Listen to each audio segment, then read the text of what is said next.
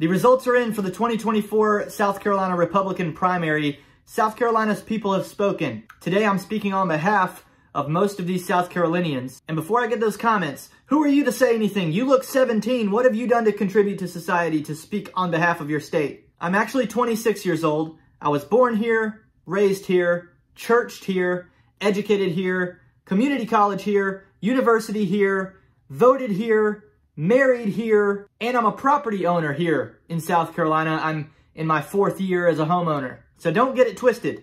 I'm well acquainted with my state. South Carolinians just voted in record number for a primary. In 2020, South Carolina did not hold a primary. The last 2 primaries were 2016 and 2024 now. The last 2, we've set the record both times for most votes in a primary. And Donald Trump has been the winner of both of those elections.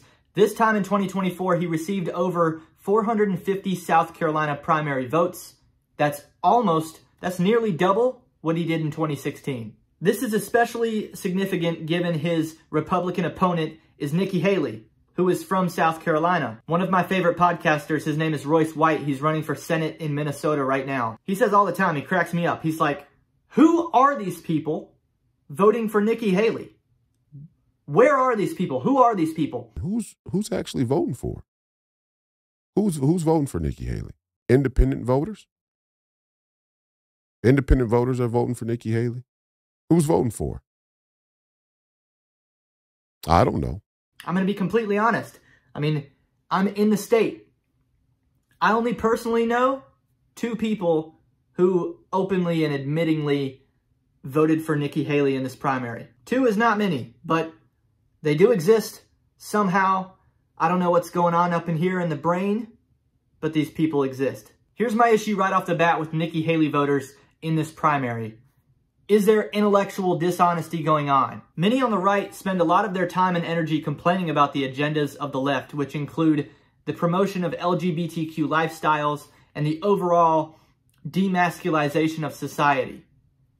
I think there's intellectual dishonesty going on when in 2016 you had people voting for Trump, and one of their reasons for justifying the Trump vote, because they didn't see him as a good person, was, well, it's Hillary. Let's not have a female president. That's not her role. 8 years later, now they're all of a sudden okay with voting for Nikki Haley.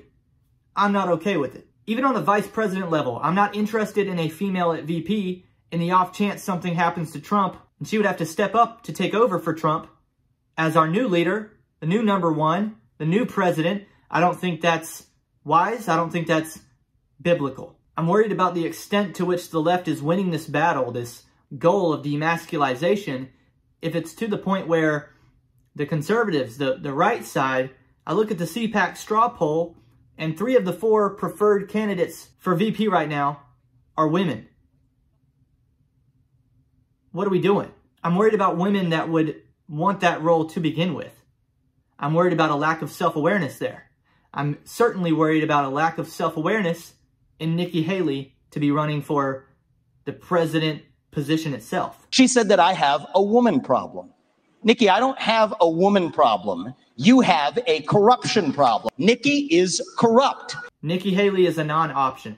I think South Carolina spoke loud and clear. And what's crazy is, I'll show you this right here. I'm not even sure my vote counted. I'm reading online. Trump received 451,905 votes in the South Carolina primary the other day. I know it's at least 451,906 votes because my vote hasn't been counted yet. They're going to decide at this provisional ballot hearing tomorrow whether or not my vote counted. I will be going to this in the morning. I'll be putting together a video for you all, reporting on what happens there. 2 days later, Trump is holding a North Carolina rally. I'll be going there as well, hopefully to either report this time from the inside or to do what we did last time. See how many people show up and run the line again. It is imperative you all help if you're finding value in my content.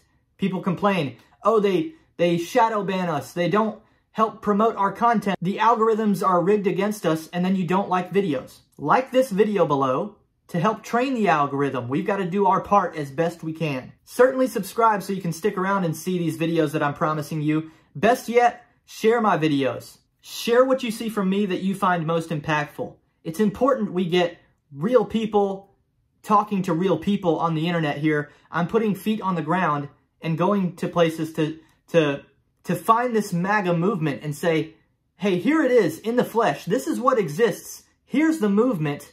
And this movement is moving. And we saw that in my video a few days ago at the South Carolina Trump rally. It's amazing what this MAGA movement is doing and is capable of. We've got to show up like that digitally as well. A movement isn't a movement unless you move.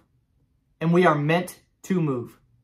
I appreciate your help in advance. I will see you next time on Welty. Some days I sit staring out the window, watching